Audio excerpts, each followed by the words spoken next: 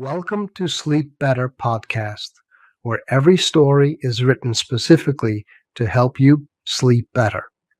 For more information about our podcast and natural sleep products, please visit our website, deepbearsleep.com.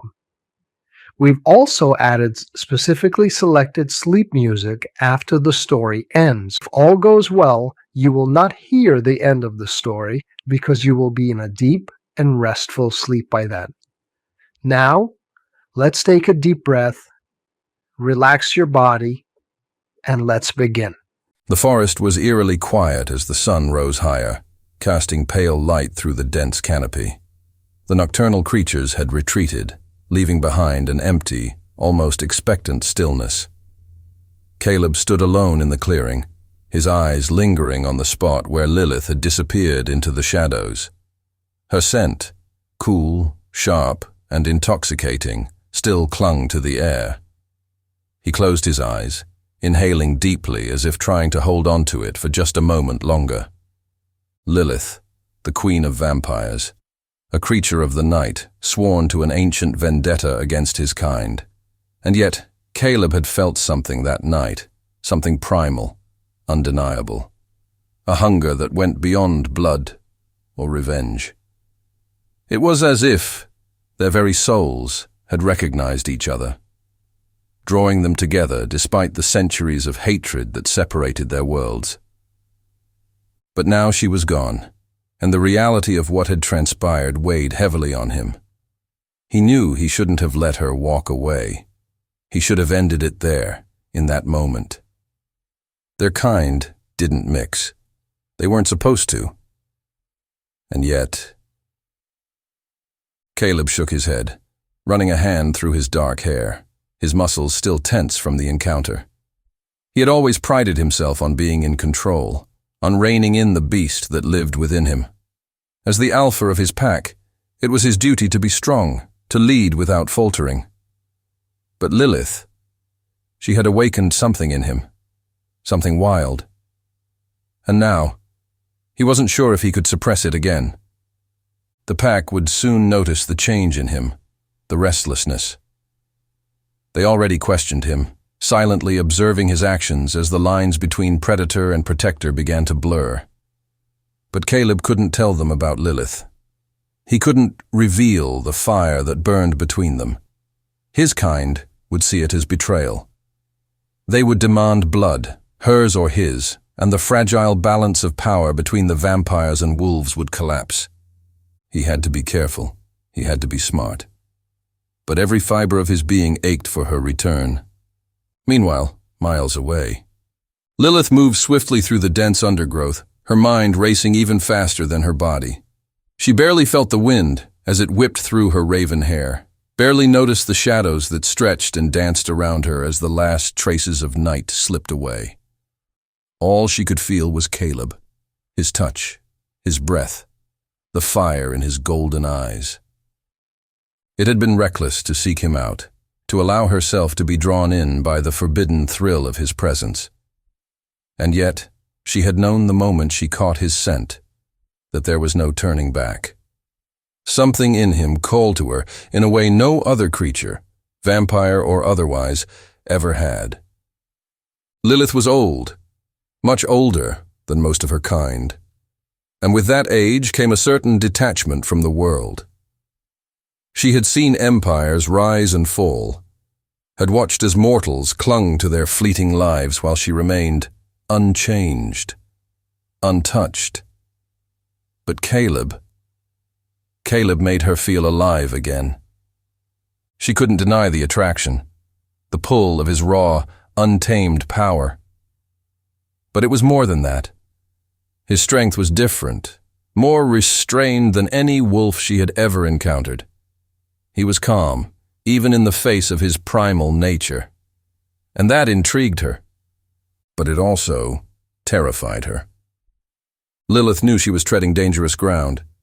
If her kind ever discovered what had happened between them, there would be hell to pay. Vampires were not forgiving creatures, and any sign of weakness, of fraternizing with the enemy, would be met with swift and brutal consequences. She had fought for centuries to maintain her place as queen, to hold the respect and fear of her people.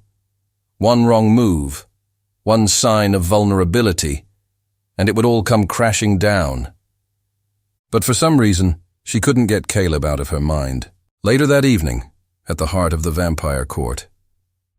The grand hall of the castle was dimly lit, torches flickering along the stone walls as the council of vampires gathered. Lilith stood at the head of the long table, her expression cool and composed, though her mind was anything but. The elders had summoned her for a meeting, something about an increase in werewolf activity near the borders of their territory. Normally this would be routine, just another petty squabble between their species. But tonight it felt different. Everything felt different. Queen Lilith.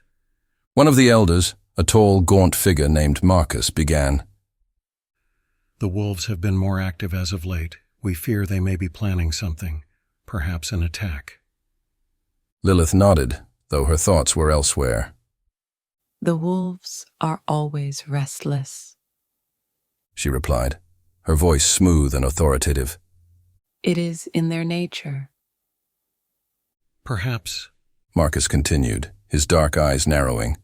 But their alpha has been particularly bold in recent months. There are rumors that he seeks to expand their territory. Lilith's heart skipped a beat, though she gave no outward sign of her sudden unease. Caleb, was he planning something? Or was it just coincidence that his pack had grown more aggressive since their encounter? I will handle it, she said firmly, silencing any further discussion. The wolves will not challenge us without consequence. The meeting continued, but Lilith's mind was far from the matters of politics and territory. She couldn't shake the feeling that something was shifting, both within her and in the delicate balance between their worlds. Back in the wolf's den, Caleb's pack was restless. The younger wolves were eager for action, for battle. They had heard whispers of tension rising between their kind and the vampires, and they wanted blood. But Caleb was not so easily swayed. He stood before them, his broad frame towering over the others, his golden eyes sharp and clear. "We will not attack unless provoked," he said firmly, his voice carrying the weight of his authority. "The vampires may be our enemies, but we are not savages." Some of the younger wolves grumbled in disagreement, but none dared to challenge him. Caleb's word was law, and they knew better than to cross him. But as Caleb spoke, his mind wandered to Lilith. He knew he couldn't tell the pack about her, about the strange connection they had formed. It would only fuel their desire for conflict. And yet, he couldn't help but wonder what she was thinking, what she was planning. Had their encounter meant something to her? Or was it just another fleeting moment in the long, immortal life of a vampire? That night, as the moon rose high in the sky, Lilith found herself drawn back to the forest, to the place where she and Caleb had first met. She moved silently through the trees, her senses on high alert, her pulse quickening as she caught the familiar scent of the wolf. He was close. And then, as if summoned by her very thoughts, Caleb stepped out from the shadows, his golden eyes locking onto hers with an intensity that sent a shiver down her spine. "You came back," he said, his voice low and gravelly, filled with something that sounded almost like relief. Lilith held his gaze, her dark eyes gleaming in the moonlight. I told you I would. For a long moment, they stood in silence, the tension between them thick and palpable. It was as if the entire forest held its breath, waiting to see what would happen next. Caleb took a step closer, his movements slow and deliberate. "This is dangerous," he said softly, though there was no fear in his voice, only desire. "We shouldn't be doing this." I know, Lilith whispered, though she made no move to stop him as he closed the distance between them. And then, without warning, he was there, his hands on her, his breath hot against her skin. The kiss that followed was fierce and hungry, filled with the same raw energy that had crackled between them since the moment they'd first locked eyes. It was a kiss that defied centuries of hatred, a kiss that dared to break every rule their kinds had ever known. But it wasn't enough. As they pulled apart, both breathing heavily, Lilith's gaze darkened with a newfound determination.